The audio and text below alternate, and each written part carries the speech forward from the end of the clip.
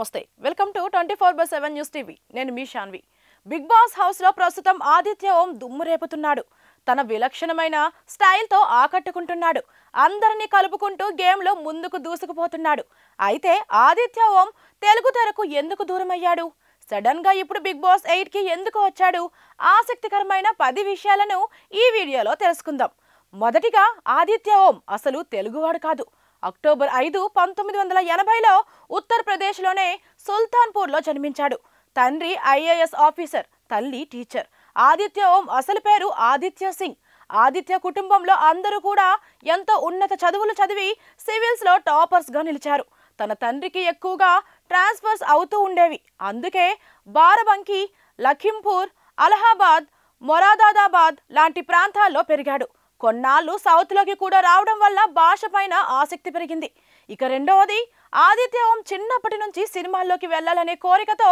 ముంబైలో చదువుకోవాలని అనుకున్నాడు అందుకే ముంబై యూనివర్సిటీ నుంచి ఇంజనీరింగ్ పట్టా పుచ్చుకున్నాడు ఆదిత్య ఓం చిన్న చిన్న యాడ్స్ చేసుకుంటూ మోడలింగ్ పై దృష్టి పెట్టాడు ఎంతో మంది వారించినా కూడా వినలేదు సినిమాల్లో అవకాశం కోసం తనని తాను నిరూపించుకోవడం కోసం ప్రయత్నాలు చేస్తూనే ఉన్నాడు ఫస్ట్ టీవీ సీరియల్స్ లో ఆఫర్ వచ్చింది దీంతో వెండి తెర కంటే కూడా బుల్లి తెరతో ప్రేక్షకులకి బాగా దగ్గర అవ్వొచ్చని సీరియల్స్ తో ఎంట్రీ ఇచ్చాడు ఇక మూడవది ఆదిత్య ఓం హువా సవేరా బాబుల్ కి దువా లేతీజా కగార్ లాంటి ఫేమస్ సీరియళ్లలో 1000కి పైగా ఎపిసోడ్స్ లో నటించాడు ఆ సీరియల్స్ ని చూసే వైవిఎస్ చౌదరి తన లాహిరి లాహిరిలో ఆదిత్య ఓం కి హీరోగా అవకాశం ఇచ్చాడు 2002లో విడుదలైన లాహిరి లాహిరిలో మంచి విజయాన్ని సాధించింది ఈ సినిమా చూసిన ప్రతి ఒక్కరూ ఆదిత్య ఓం తెలుగువాడే అనుకున్నారు ఇప్పటికీ చాలా మందికి తను ఉత్తరప్రదేశ్కి చెందినవాడని తెలియదు ఆదిత్య ఓం అనగానే మనకు ముందుగా గుర్తొచ్చేది లాహిరి లాహిరిలో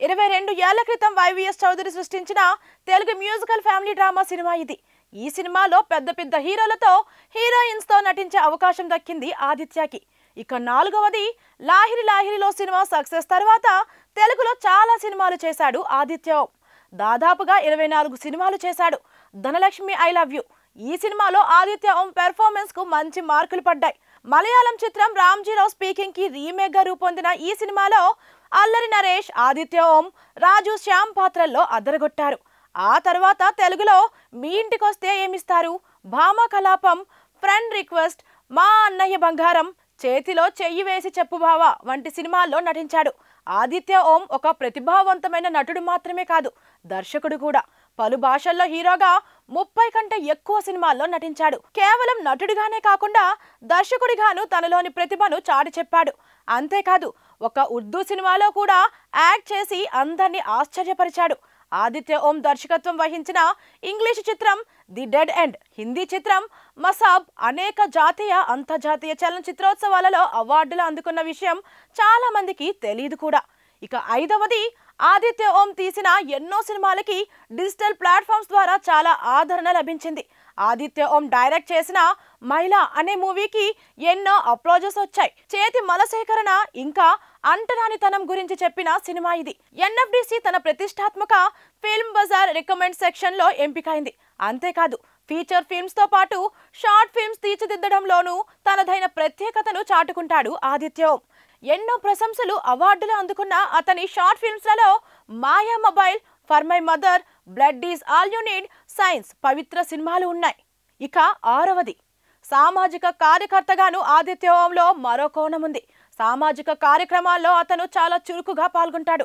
తెలంగాణలోని చెరుపల్లి అనే గ్రామాన్ని దత్తత తీసుకున్నాడు ఆదిత్య ఓం తన సంస్థ ఎడ్యులైట్మెంట్ తో విద్యా సంస్కరణల కోసం పనిచేస్తున్నాడు ఆ ఊరిలో ఒక లైబ్రరీ నిర్మించాడు అలాగే డిజిటల్ సర్వీస్ సెంటర్ తెరిచి గ్రామ పాఠశాల ప్రజలకు ల్యాప్టాప్లు ఇంకా సోలార్ లైట్లు ఇచ్చాడు తన సంస్థ ఎడ్యులైట్మెంట్ ద్వారా విద్యా సంస్కరణల కోసం తెలంగాణలోని గిరిజనుల సంక్షేమం కోసం మొబైల్లోని ఆటో డ్రైవర్ల సంక్షేమం కోసం మానవ హక్కుల సంఘాలలో కూడా పనిచేస్తున్నాడు కోవిడ్-19 సమయంలో కార్మికుల వలసల విషయంలో ఆయన చేసిన సేవలను మానవతా పనిని అనేక సంస్థలు ప్రశంసించాయి ఇక ఏడవది ఆదిత్య సింగ్ అంటే అవకాశాలు రావట్లేదనే ఉద్దేశంతో ఆదిత్య ఓంగా మారాడు ఆదిత్య అయితే మొదట్లో బాలీవుడ్ ఇండస్ట్రీలో అసిస్టెంట్ గా వర్క్ చేశాడు సినిమాల్లోకి రావడం తన తండ్రికి అస్సలు ఇష్టం లేదు.